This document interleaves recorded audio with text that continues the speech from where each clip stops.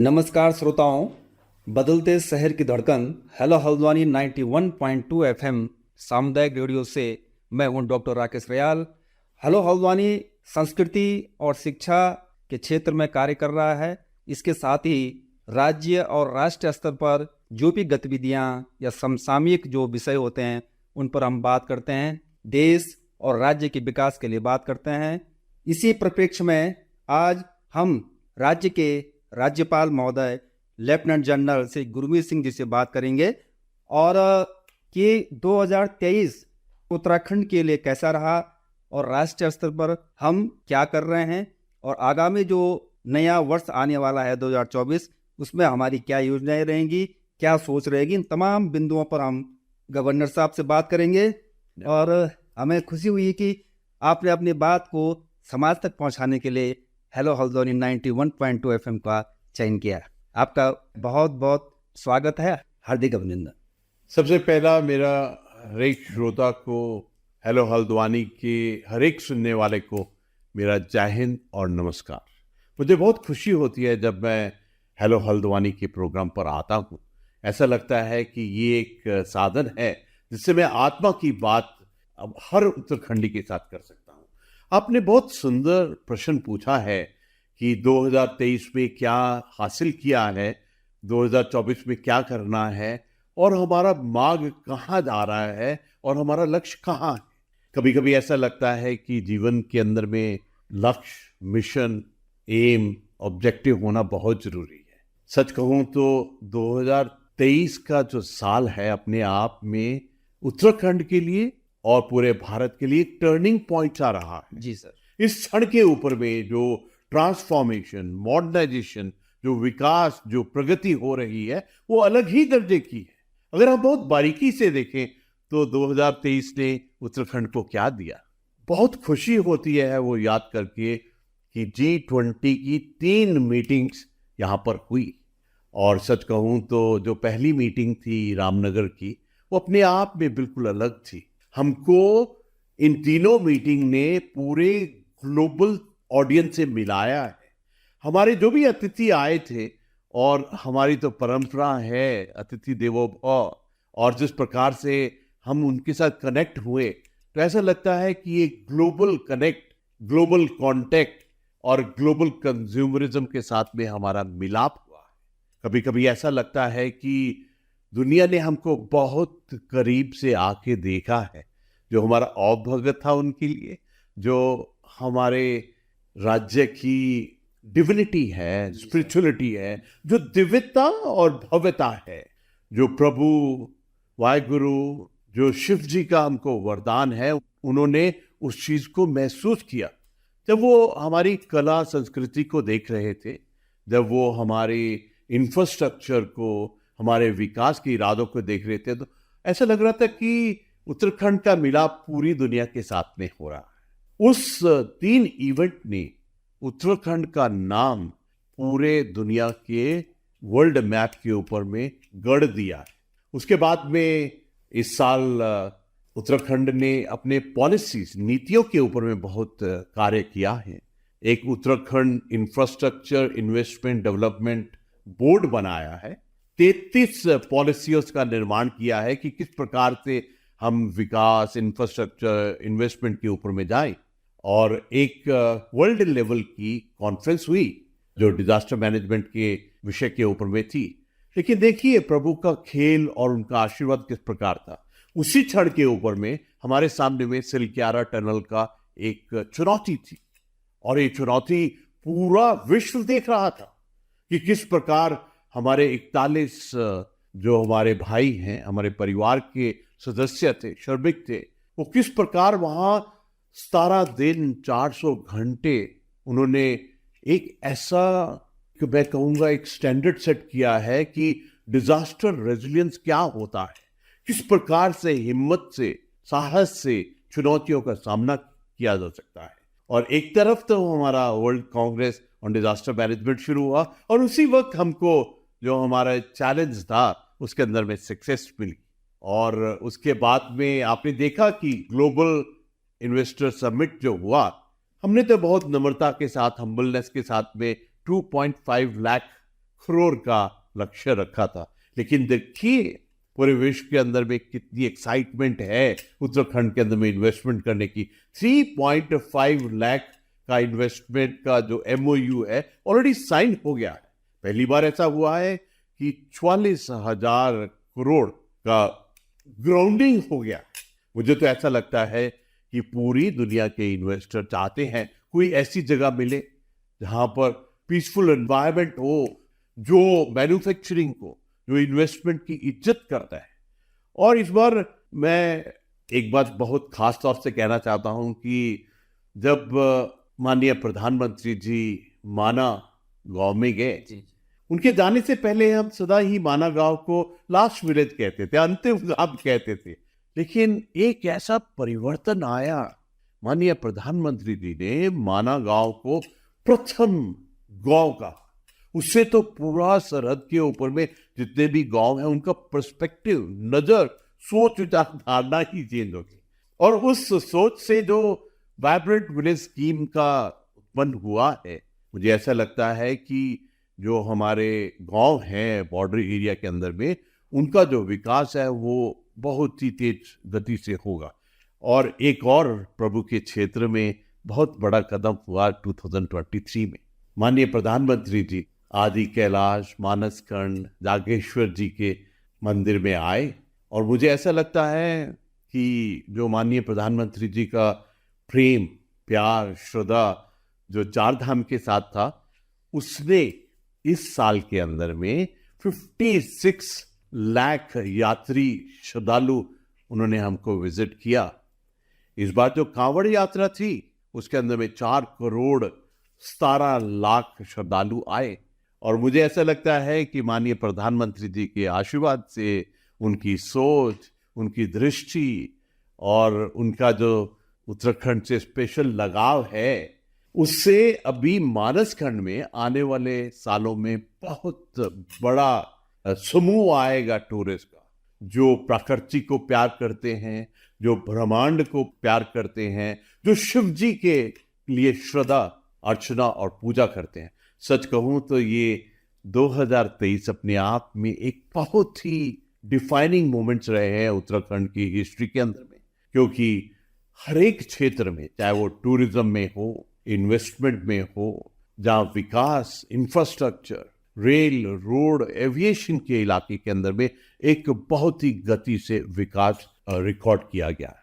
कभी कभी ऐसा लगता है कि प्रभु का, शिव जी का, वाहिगुरु का सबसे बड़ा आशीर्वाद जो उत्तराखंड को है वो स्पिरिचुअल टूरिज्म का है।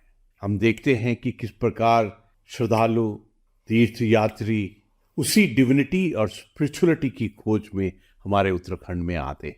मुझे ऐसा लगता है कि इस साल में जो माननीय प्रधानमंत्री जी ने आदि कैलाश, गुंजी गांव और जागेश्वर जी में जो आशीर्वाद दिया, उससे जो मानसखंड का नाम पूरी दुनिया में हुआ है और एक जिज्ञासा सी हुई है कि शिव जी के आंगन में शिव जी की वंदना करें। और यहाँ तो प्राकृतिक नेचर इतना सुंदर है।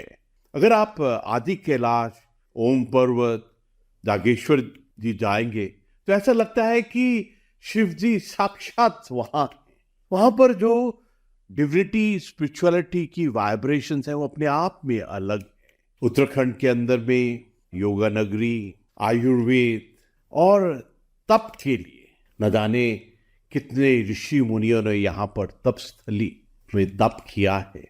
और सबसे बड़ी बात है, अगर आपने नेचर को, हिमालयस को, गंगा मैया को पास से देखना है तो इससे बढ़कर कोई जगह नहीं है। और मुझे बहुत खुशी है कि जो 2023 के अंदर में हमने इवेंट्स किए और जितने भी पूरी दुनिया से अतिथि आए, चाहे वो 3 G20 की मीटिंग्स थी, चाहे वो world Congress on disaster management थी, जहाँ ग्लोबल इन्वेस्टर समिट थी, मैं जिनको भी मिला हूँ उन्होंने कहा है कि हम उत्तराखंड में आके we want to come and enjoy divinity, spirituality और नेचर। वो सचमुच हमारे योगा, आयुर्वेद, मर्म चिकित्सा से बहुत प्रभावित होके गए। तो मुझे ऐसा लगता है कि प्रभु ने पूरी दुनिया के लिए डिविनिटी, स्पिरिचुअलिटी और प्रकृति का जो आनंद आता है, उस स्पिरिचुअल टूरिज्म को, उस नेचर की टूरिज्म के लिए द्वार खोल दिए। तो I request everyone in this world, हर एक जनमानस को रिक्वेस्ट करूंगा कि if you want to enjoy दिव्यता, भव्यता और प्रकृति का सौंदर्य, तो कम टू उत्तराखंड। 2023 के दो चमत्कार बिल्कुल ही अलग थे। पहला, जब माननीय प्रधानमंत्री जी माना में आए, उन्होंने दुनिया के, भारत के हर एक टूरिस्ट से एक आह्वान किया। उन्होंने कहा कि जब भी आप उत्तराखंड में तीर्थों के लिए, चार धाम के लिए, जहाँ टूरिज्म के लिए आते हैं, तो जो भी आप खर्च करते हैं उसमें से 5% लोकल प्रोडक्ट्स के लिए खर्च अवश्य करें। आप जरा सोचिए, इस साल 5 करोड़ यात्री आए। अगर 5 करोड़ 5% ऑफ द स्पेंडिंग हमारे लोकल प्रोडक्ट्स के लिए करेंगे, मैं सच कहता हूं कि ये हमारी अर्थव्यवस्था में एक बहुत बड़ा योगदान होगा। दूसरा, माननीय प्रधानमंत्री जी जब ग्लोबल इन्वेस्टर समिट में आए, तो उन्होंने सबको कहा और बहुत प्यार से कहा और एक आत्मिक संदेश दिया कि जब भी आपकी शादी होती है तो आप बाहर की जगह को क्यों चूज करते हैं, आप उत्तराखंड में आइए, आप भारत में आइए। यहाँ तो जिस प्रकार की डिविनिटी, स्पिरिचुअलिटी और नेचर है, प्राकृतिक है, आपके वेडिंग डेस्टिनेशन होना चाहिए। तो उन्होंने इतना सुंदर संदेश और आह्वान किया, कहा कि वेड इन इंडिया और वेड इन उत्तराखंड।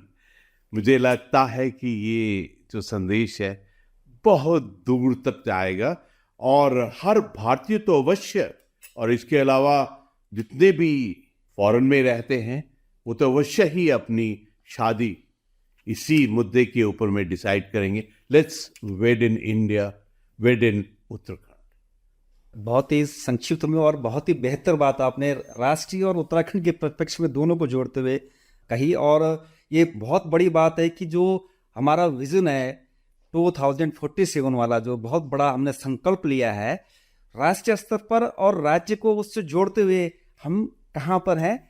आपने बहुत सुंदर जिक्र किया 2047 का।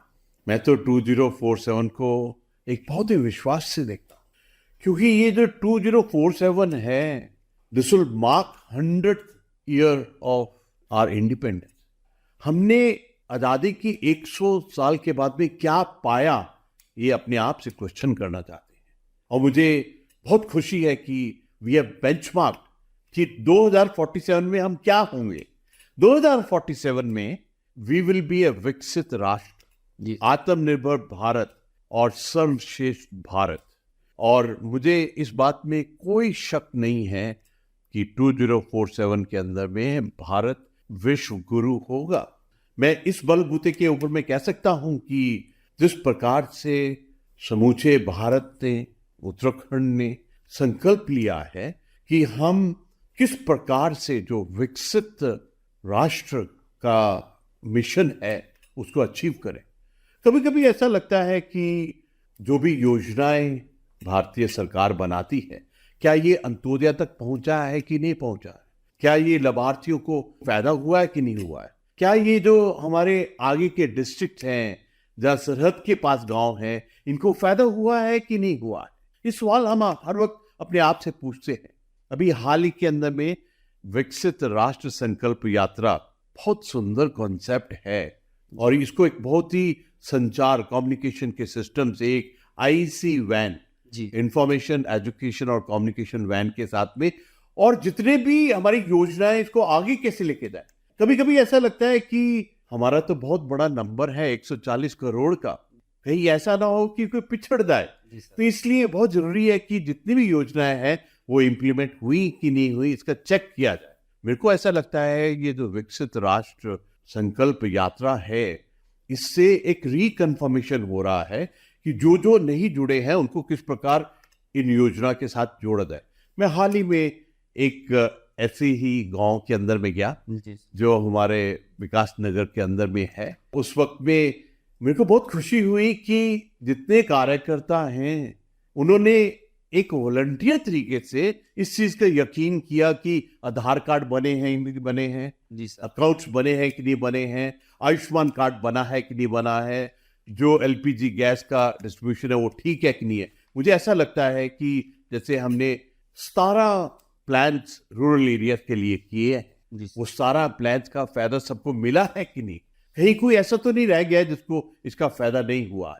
इसके अलावा मुझे ऐसा लगता है कि ये जो 2047 का संकल्प है, I am definite about it कि जिस प्रकार से हमारा पूरा इंफ्रास्ट्रक्चर का क्षेत्र है, जिस प्रकार से सड़कें बन रही हैं, जी। जिस प्रकार से रोपवे बन रहे हैं, जिस प्रकार से रेलवेज ने प्रगति की है, जिस प्रकार से वंदे भारत ट्रेन आई है, जिस प्रकार से जो हवाई सेवा है वो जन जन तक पहुंच गई है, इसके अलावा इसके साथ में हमारी इकॉनमी भी बढ़ रही है। जी सर। तो मुझे ऐसा लगता है कि ओवरऑल जो कॉम्प्रिहेंसिव पर्सपेक्टिव है एक नेशनल ग्रोथ का, वो अवश्य ही हम उस कदम की तरफ बढ़ रहे हैं।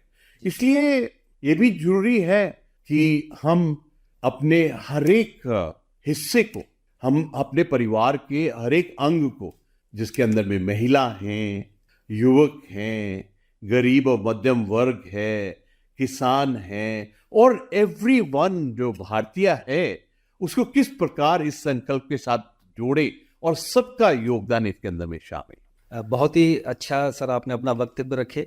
और आत्मनिर्भर भारत की बात करें या विकसित भारत का जो संकल्प है उसकी बात करें, इन तमाम मुद्दों पर आपने अपने वक्तव्य जनता के सामने रखे। और 2024 के लिए आपने संदेश दिया कि हम जो 2023 में जो संकल्प हमने लिए हैं, जो काम हमने शुरू किए हैं, उनको हम 2024 में पूरा करेंगे और राज्य के हर जनमानस को उसमें अपनी भागीदारी सुनिश्चित करनी होगी। तो इसी के साथ सर आपका बहुत बहुत धन्यवाद, बहुत बहुत आभार। मैं हेलो हल्द्वानी के द्वारा हर एक उत्तराखंडी, हर एक भारतीय को नववर्ष की शुभकामना देता हूँ। अगर मैं हर एक चीज को समअप करूं, जितना भी हमने वार्तालाप किया है, एक चीज बिल्कुल क्लियर आती है, यही समय है, सही समय है, यही समय है, सही समय। धन्यवाद। जय हिंद।